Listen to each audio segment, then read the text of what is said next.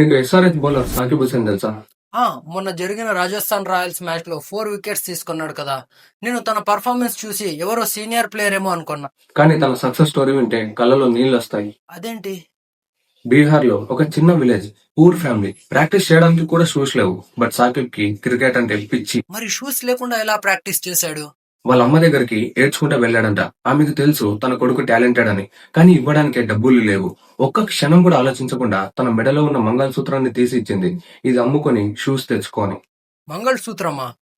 అంటే తన కొడుకు లైఫ్‌లో గెలుస్తాడని చాలా నమ్మింది కదా! ఆ షూ వేసుకున్న ప్రతిసారి సాకిబ్ కి వాళ్ళ అమ్మ చేసిన సాక్రిఫైస్ గుర్తొచ్చేది. అప్పుడు స్టార్ట్ అయింది రియల్ గేమ్.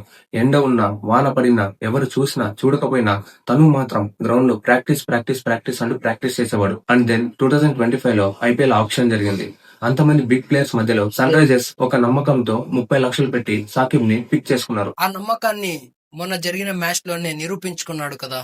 ఉమేర్, చివరిగా ఒక మాట చెప్పరా? మోటివేషన్ అనేది వస్తుంది పోతుంది, కానీ కన్సిస్టెన్సీని, డిసిప్లిన్ ని నమ్ముకున్న వాళ్ళే గెలుస్తారు. అదైతే 100% ట్రూ.